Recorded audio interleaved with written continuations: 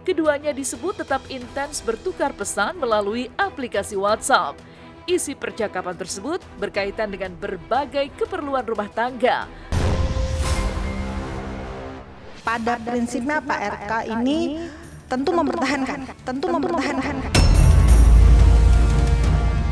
Sidang selanjutnya itu kan putusannya tanggal 7 hari Rabu ya.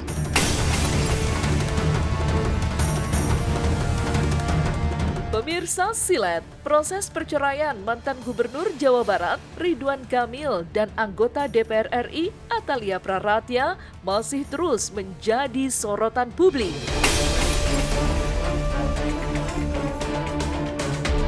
Mulai dari akan resmi diputus 7 Januari besok hingga RK minta rujuk namun ditolak. Maka inilah sederet fakta terbaru dan mengejutkan atas perceraian Ridwan Kamil dan Atalia Praratya yang akan segera resmi bercerai dan isi chat terakhir RK ke Bu Cinta yang menjadi sorotan. Fakta pertama, perceraian Ridwan Kamil dan Atalia Praratya akan resmi diputuskan pada 7 Januari 2026 besok. Ridwan Kamil sempat minta rujuk namun ditolak. Setelah hampir 3 dekade membangun rumah tangga, pasangan Ridwan Kamil dan Atalia Praratya akan resmi diputuskan bercerai oleh Pengadilan Agama Bandung pada Rabu 7 Januari 2026 besok secara e-court. Sidang putusan itu akan menjadi puncak dari proses hukum yang berjalan cepat sejak gugatan diajukan oleh Atalia. Ridwan Kamil disebut sempat meminta rujuk, namun upaya tersebut berakhir buntu. Sidang selanjutnya itu kan putusannya tanggal 7 hari Rabu ya. Itu nanti putusannya itu melalui e-court ya. Pada prinsipnya Pak RK ini tentu mempertahankan. Kalau bisa boleh nggak dipertimbangkan lagi gitu kan ya.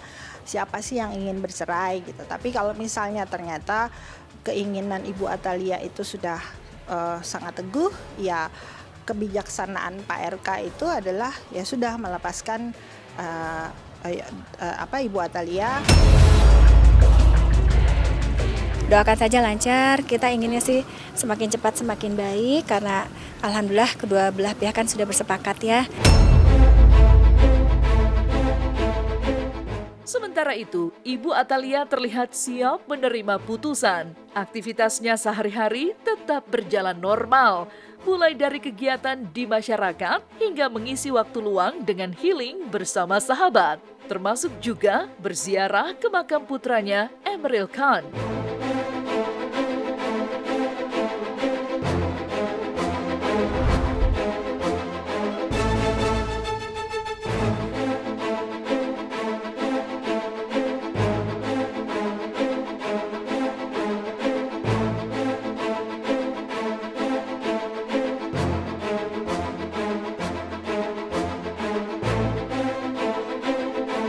Tidak terlalu begitu banyak menjadikan itu sebagai beban bagi saya. Saya merasa bahwa orang lain berupaya apapun kepada keluarga kami itu tidak akan pernah bisa berhasil kalau tidak dalam ridho Allah gitu. Fakta kedua, masih intens bertukar pesan WhatsApp terkait anak dan barang-barang di rumah.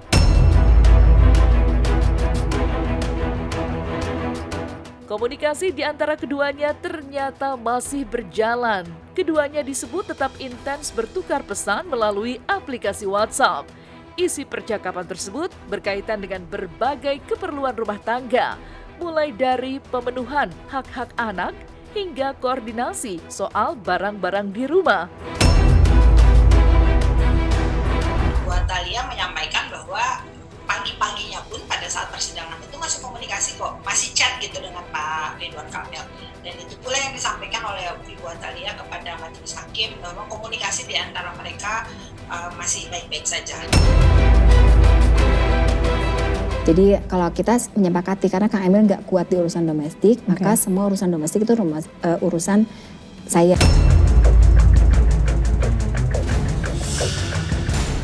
Fakta pihak ketiga, perceraian RK dan Atalia tidak ada kaitannya dengan pengamanan harta dan juga munculnya Lisa Mariana dan Aura Kasih. Sepanjang proses perceraian, netizen pun turut mengaitkannya dengan sederet wanita, di antaranya LM dan AK. Ada pula yang menuding bahwa perceraian Ridwan Kamil dan Atalia Praratya merupakan upaya pengamanan harta di tengah kasus dugaan korupsi yang masih bergulir. Namun dengan tegas, pihak kuasa hukum menampik bahwa semua isu yang beredar tidaklah benar adanya. Apalagi harus mengorbankan pernikahan 29 tahun hanya untuk mengamankan aset semata. Dugaan terkait mengamankan aset, ya usia pernikahan kan udah 29 tahun gitu. Masa iya alasannya karena untuk mengamankan aset, itu kan hal yang tidak mungkin gitu kan. Ditambah gugat cerai dengan perkara yang di KPK itu kan dua hal yang berbeda yang tidak akan saling berhubungan satu sama lain. Di dalam isi gugatan pun tidak ada yang namanya pihak ketiga ya. Siapapun itu tidak ada pihak ketiga. Siapapun itu tidak ada pihak ketiga. Oh, saya tidak ada di dalam ajuan dari gugatan kami. Beralih dari perceraian RK dan Bu Cinta, berikutnya yang kini juga tengah heboh, ayah penyanyi muda Farel Prayoga, Joko Suyoto, kembali menjadi sorotan. Bagaimana tidak, tak lama selepas bebas dari penjara setelah menjalani proses hukum atas kasus judi online, Joko Suyoto tiba-tiba melabrak manajer sang anak, sekaligus menyinggung honor putranya yang disebut menyentuh angka 10 miliar rupiah. Ya, Joko Suyoto minta kepada manajer Farel untuk membuktikan perkataannya terkait besaran honor yang diterima putranya. Atau hal itu hanyalah sekedar bualan semata. Dan inilah fakta-fakta. Baru saja keluar penjara, ayah kandung Farel Prayoga bikin heboh, tuntut transparan honor 10M anaknya kepada manajemen. Fakta pertama, heboh ayah Farel Prayoga tuntut kejelasan honor 10M anaknya kepada manajemen. Belum lama menghirup udara bebas usai mendekam di penjara akibat kasus judi online, Joko Suyoto, ayah kandung Farel Prayoga, kembali memantik heboh. Setelah Joko mendatangi manajemen sang anak dan secara terbuka meminta kejelasan soal honor Farel sejak awal kemunculannya hingga kini. Angka yang dipertanyakan pun tak main-main lantaran kabarnya mencapai 10 miliar rupiah. Buktikan omongan kamu yang kamu bilang penghasilan Farel selama ini kurang lebih 10M. Penghasilan Farel selama ini kurang lebih 10M.